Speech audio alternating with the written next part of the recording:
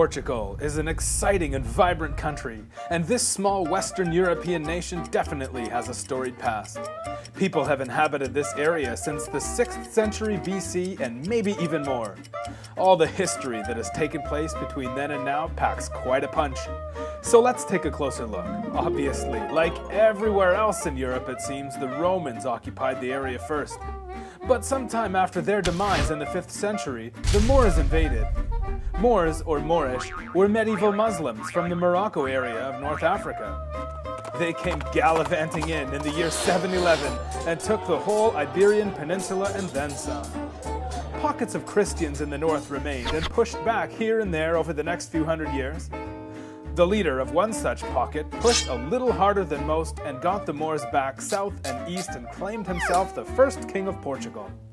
At the same time, the Spanish to the east were also pushing south, and east-west disputes with them started to pop up.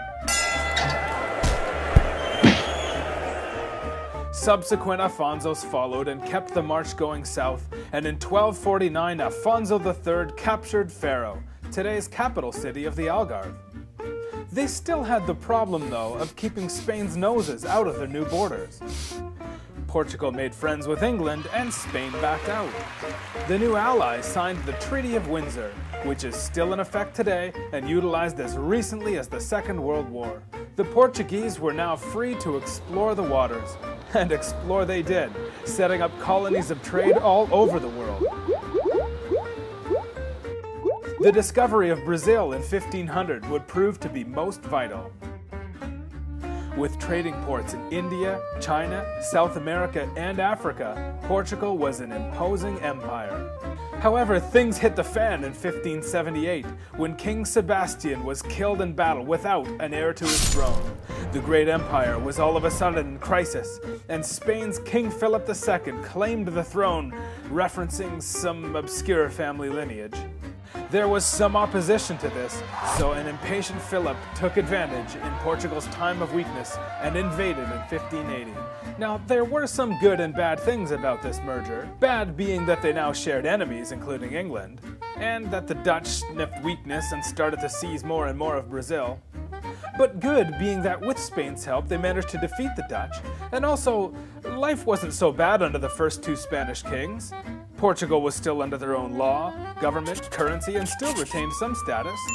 When Philip IV came along, however, things got a bit nasty. He figured he'd make Portugal a province of Spain and removed all Portuguese nobles from positions of power. In a twist of fate, Spain was pretty much broke by this time from the 30 Years' War, and sensing good timing, the nobleman nominated John, the Duke of Braganza, to lead the resistance which came to be known as the Portuguese Restoration War. The House Braganza still lay claim to the throne today, even though the monarch has been abolished for some time now. And because Spain helped them retain Brazil, Portugal was able to draw upon its wealth to help fund the war, which would last 28 years. In 1668, Spain officially recognized Portugal as independent. 20 years later, gold is discovered in Brazil, and boom, Portugal is rich beyond belief. And good thing too, as on the morning of November 1st, 1755, a devastating earthquake struck. The quake, the tsunamis, and the fires that resulted pretty much annihilated the country and everything in it. The castles, the treasures, the art, in addition to the heavy loss of life. The king at the time was Joseph I, and he had appointed this guy. We'll call him Sebastian for short, or better yet by his title, Marquis of Pombal.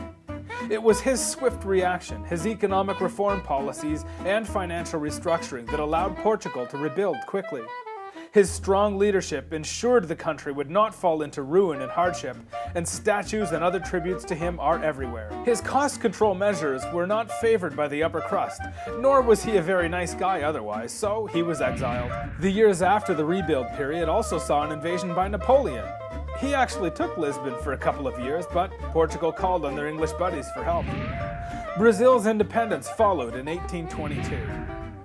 Some political jostling and rumblings in the African colonies bring about Britain's ultimatum, demanding the retreat of all Portuguese troops from the area known as the Pink Map, so that Britain could connect Cairo to Cape Town by rail.